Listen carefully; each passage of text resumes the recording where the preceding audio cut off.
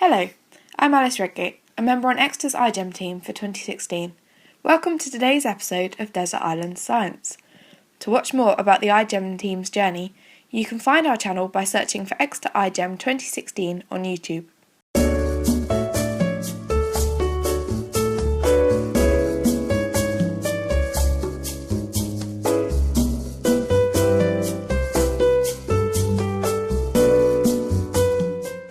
Our castaway today is theoretical physicist, author and broadcaster Professor Khalili. He is currently Professor of Theoretical Physics and Chair in the Public Engagement in Science at the University of Surrey. He has also presented a number of science programmes on BBC television and is a frequent commentator about science in other British media. So welcome, Professor Khalili. Thank you. You are most famous for your work in physics, but your current research is looking at open quantum systems and quantum phenomena in molecular biology. Can you tell us a bit more about this? Yes, so my background is nuclear physics, which is basically quantum mechanics. So I'm familiar with the mathematics of quantum mechanics. But what seems to have emerged in the last decade or so is that we found certain phenomena inside living cells that you can only explain using quantum mechanics, which is very unexpected. Because the one thing we know about quantum mechanics is that it's very ephemeral, it's very hard to sort of pin down, and if you try and look too closely at something, all the weird quantum behaviour disappears. You know, the Schrodinger's cat in the box that's dead and alive, you open the box and that forces it to make up its mind, was a strange example that Erwin Schrödinger came up with to highlight just how weird quantum mechanics is. So it's very unexpected, but it's new. You know, physicists and chemists have had to learn to deal with and live with quantum mechanics and its strangeness, but it's very powerful, it's a very beautiful theory. But biologists have by and large got off scot-free, and it seems that now there are these certain mechanisms, photosynthesis and the way enzymes work and so on, that you can really only explain using quantum mechanics. So physicists and biologists are coming together in this new field. And how important do you think a multidisciplinary approach is to the advancement of scientific research? And how do you think we can best apply this to the emerging field of synthetic biology? Well, synthetic biology is a very good example where multidisciplinary approach, I think, is absolutely vital. I think more and more of the big discoveries that are being made, the big advances being made in science, are not being made in one particular area. You know, synthetic biology, nanotechnology, artificial intelligence, quantum biology, these are all areas where you need physicists, chemists, biologists, computer scientists, mathematicians, engineers. And it's bringing those different perspectives in gives us sometimes a quite different way of looking at the world. And synthetic biology is a very nice example where, you know, biochemistry by itself isn't enough, or molecular biology by itself isn't enough. You need other areas to help out. So we're here today to find out about your views surrounding synthetic biology, but also to hear about the items you've picked to take with you on the desert island. On the island, you already have a copy of the iGEM registry with access to all the synthetic biology parts, and a solar-powered bento lab. But you're able to select one other book, one other piece of science equipment, one luxury item, and 2 songs. So tell us about the first song. Okay, well, my first song, I have to say I was on BBC's Desert Island Discs some years ago, 5 or 6 years ago, and I had to choose my 7 songs for that. And it's such a hard thing to do, because you're sort of working your way through, and you've got to choose songs that mean something to you, and it can't be too naff, and it can't be too sort of, you know, showing off and intellectual and so on. And there's always songs that you miss out and you think, if only. And I think the one song, sort of the classic that I regret not having been able to put in, was Led Zeppelin's Stairway to Heaven. Mm-hmm. So I thought, well, this is a good opportunity to sort of redeem myself there and choose Led Zeppelin. What makes you choose this one? It's one of those classic songs that maybe if you're of a particular age, it means something to, you know, Led Zeppelin were, you know, very big in the 70s when I was, you know, starting my teenage years being influenced by music. Mm-hmm. And Stairway to Heaven is one of those classic 70s rock songs that is a ballad. It starts off very gently, but by the end it's, you know, guitar solos going mad and it all gets very, very exciting. So it's sort of, if I'm going to be on Desert Island, I only have 2 songs to pick, then I've got to make sure it's something that, it has different moods in it, and I think Stairway to Heaven does that.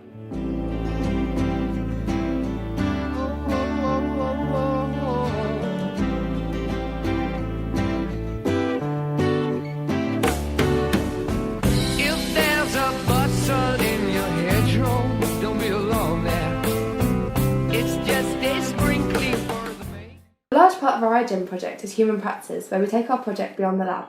As part of this, we are looking at science communication and education. A lot of your work is based on engaging the public with science. So how do you effectively convey complicated scientific concepts to your audiences? Well, I think the first trick is to know your audience. I guess I got into science communication originally because most of my friends were not scientists. So I was very used to, down the pub or bar or dinner party, explaining ideas in physics. People, what is inside a black hole? What is quantum mechanics all about? And can you travel through time and all that?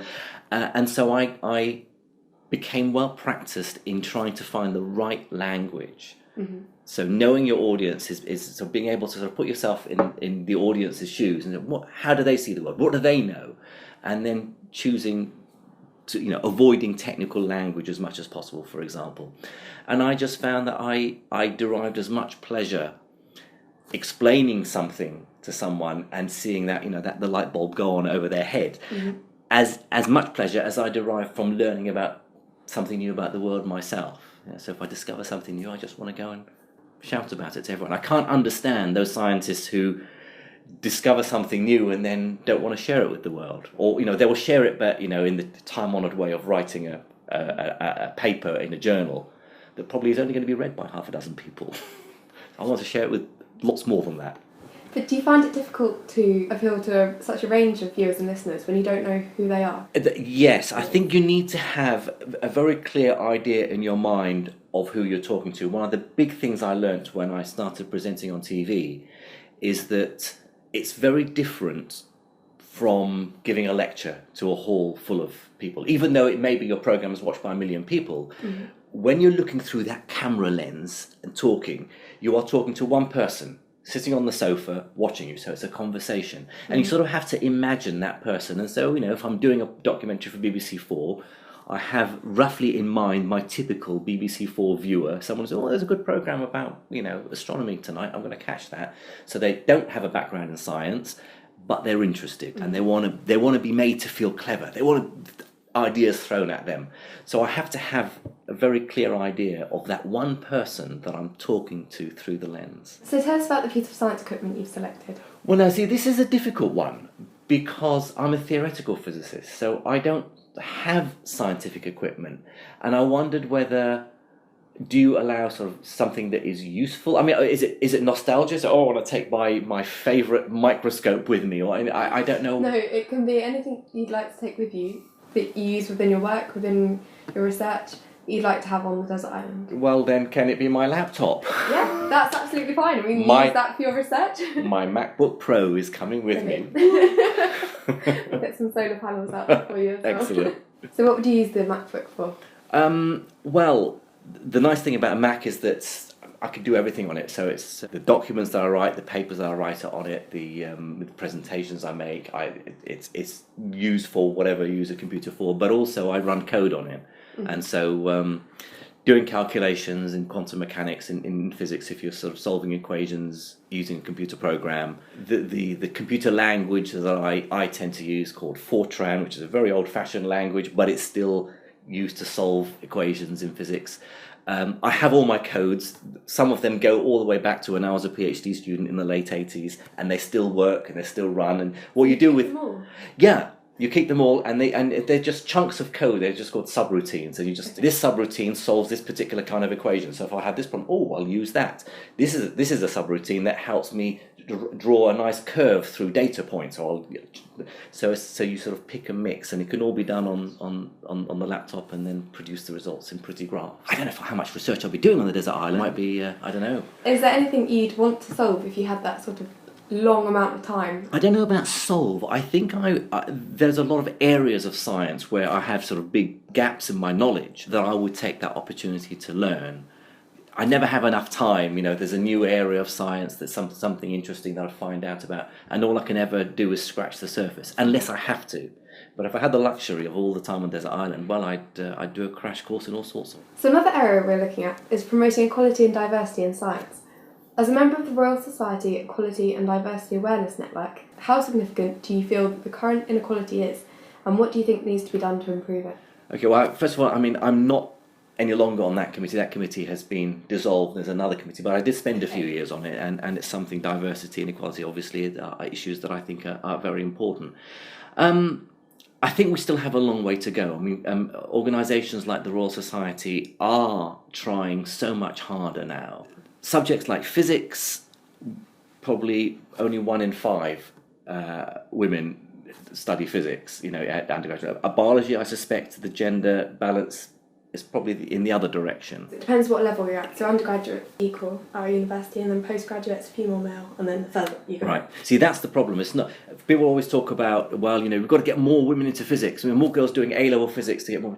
I don't think that's the issue. I don't think the issue is making 50% of all undergraduates female, 50% male. I think the issue is that if only 1 in 5 of our undergraduates are female, then we should have 1 in 5 professors of physics who are female. That's where the problem is, and it just gets worse and worse as you go up the career ladder. Half of the fellows of the Royal Society should be women. Well, of course, you've got to wait for the current ones all to sort of drop off the end. The new fellows coming in should be women. What do you think the reasons are that there's so few women want to go into physics? A psychologist or neuroscientist or even geneticists will say there are differences in the way brains are wired, nothing to do with whether a man or woman is better at solving equations, for example, but it just in terms of what is of interest. Women, by and large, this is not just in among Homo sapiens, but even among other of our relatives, among the great apes, the female tends to have, on average, high emotional intelligence. And so it's more likely that they will go pursue a subject where there is more human interaction in that sense. If it's very logical, analytical, computer science, electronic engineering, physics, you do see more men. Most of that is society. It's societal. It's environmental. It's nurture, not nature, that pushes men in one direction and women in the other. And so I think it's society in general that has to change. You look at, there are other countries, even in Europe, Southern Europe, where many more women go into physics than do in Northern Europe. So that's an interesting lesson, that you go to Spain, Portugal, Italy, and physics classes at university are much more level than you find here. But it's not an easy problem. The Institute of Physics, certainly, and I've been involved with them for many years, have tried to address these issues, and if it was easy, it would have been solved by now. But you just like to think that every generation comes along and gender issues will be a bit uppermost in their minds, and you get less sexism, less misogyny. But we've got a long way to go. So tell us about the book you've chosen. I mentioned earlier that I was on desert island discs, and they asked me for the book that I wanted and to take with me. And there's a book by the physicist or mathematical physicist Roger Penrose. In fact, if you'll permit me 1 second, I have chosen the same book to take with me. Look at the size of this book, and I will tell you. So it goes to 1,095 pages. Wow. So Roger Penrose, The Road to Reality. I know Roger very well. He worked with Stephen Hawking on the Big Bang and singularity inside black holes. He's a tremendously brilliant physicist. He's now 85, but still active. And he wrote this book a few years ago. Stephen Hawking was told, when he wrote Brief History of Time, every equation you put in that book will halve the sales figures because people are scared of equations. Well, clearly Roger Penrose's publishers did not offer him the same advice, because this is almost a textbook, but it's a complete guide to the laws of the universe, for goodness sakes. So this is the book I'm going to take with me, and I am determined to read it on the desert island. So let's have some more music. Tell me about your second song choice. Every year when I've been on holiday with the family, not so much now, so my kids are grown up, but they still like to come on holiday with us if Dad's paying. If it's a beach holiday or whatever, every morning the tradition is that we play Stereophonics, Have a Nice Day. And it's sort of one of those songs that's very sort of uplifting. Hey, have a nice day. So if I'm on a desert island, I think I treat that like a summer holiday, and I want to start the day listening to Stereophonics every morning.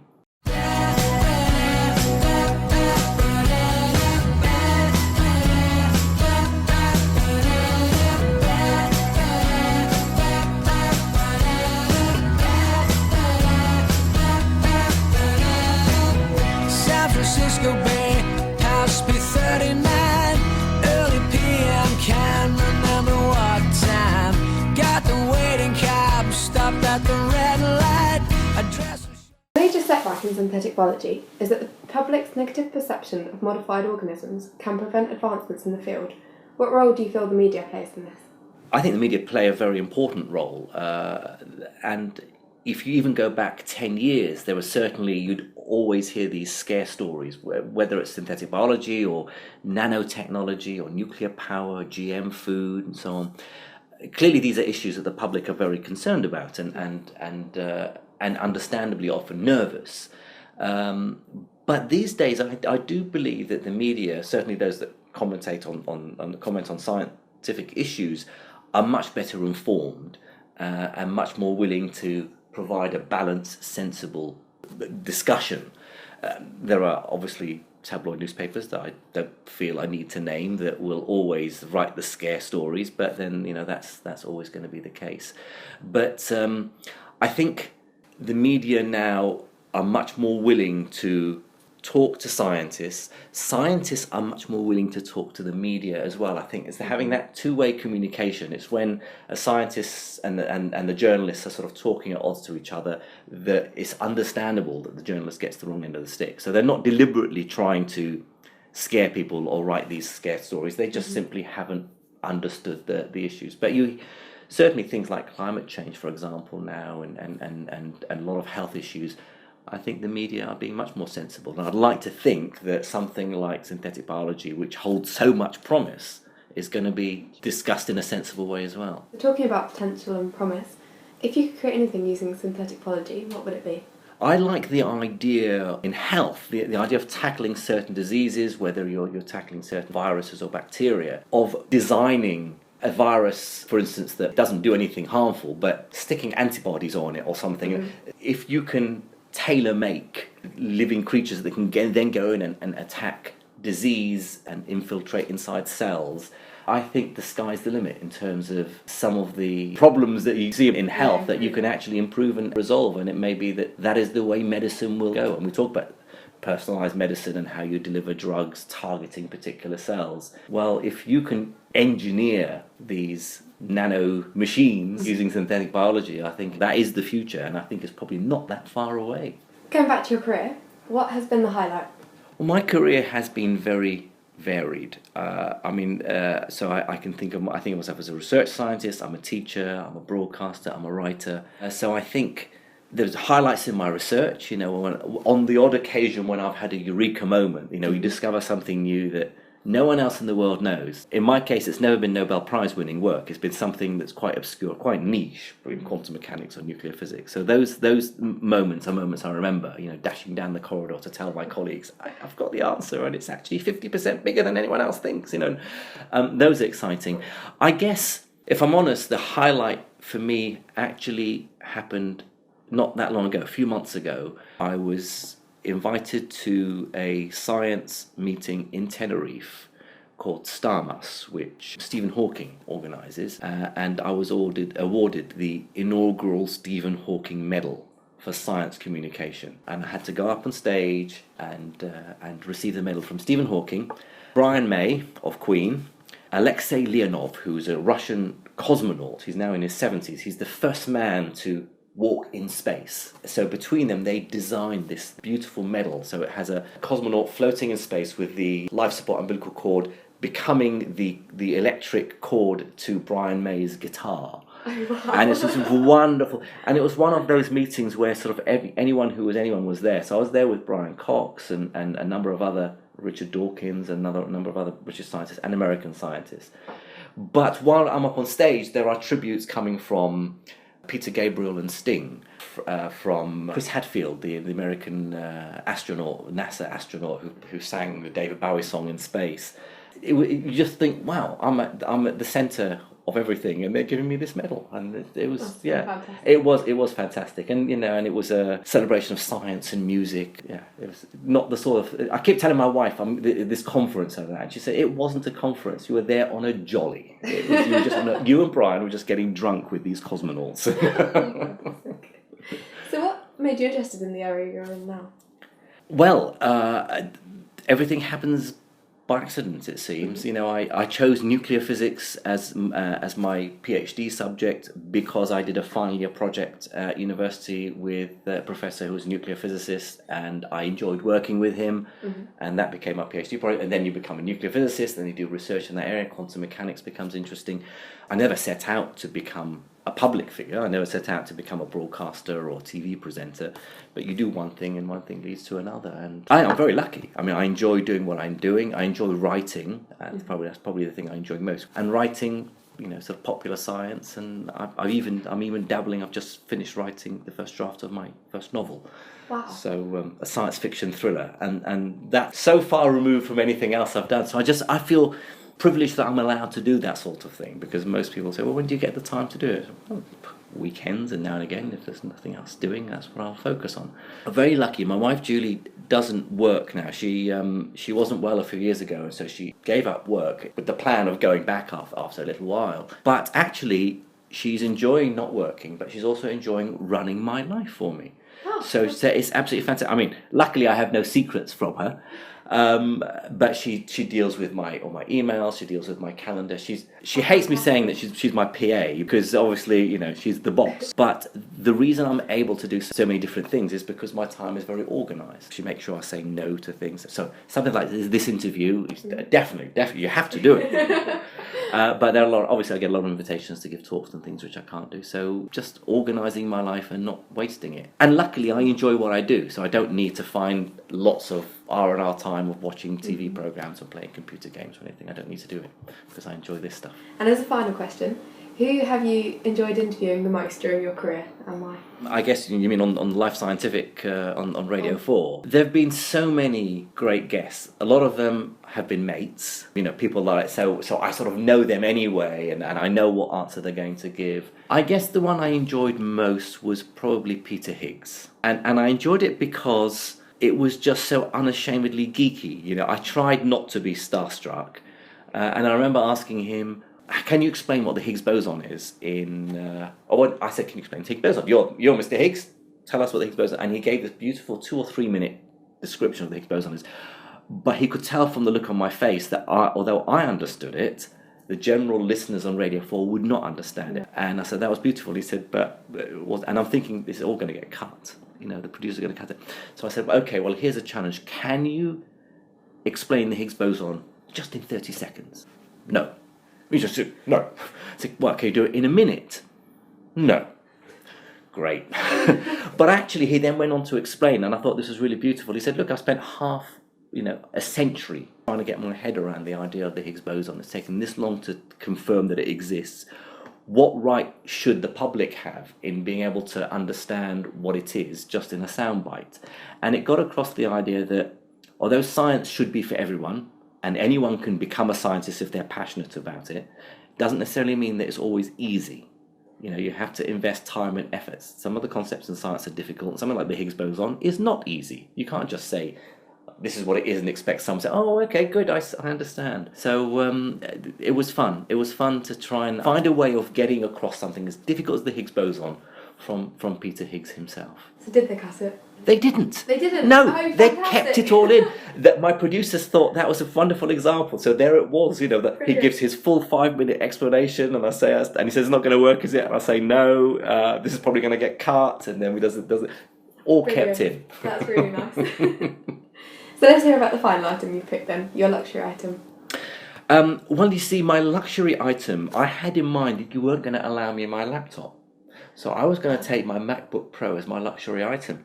So now that I don't need to do that, well, I'll take my guitar. It's been ages, you know, it sits there. I learnt to play the guitar when I was about 12 or 13. And through my teenage years, I sort of dabbled it. And then as time goes on, I just find less. So when you say, do I have time to do all these things? One of the things I regret not having time for is strumming the guitar. So how do you think you're going to find living on our desert island? I don't mind my own company. I'll miss my wife. I'll miss the family. I'll miss interacting with other people. But I think the challenge of trying to be self-sufficient will be enjoyable. And the time to read this book will actually be, I think, well spent.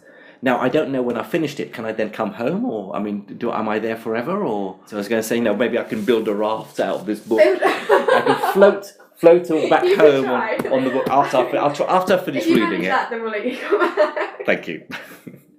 So I'm going to cast you away now on our desert island. Thank you so much for talking to us today on Desert Island Science. My pleasure.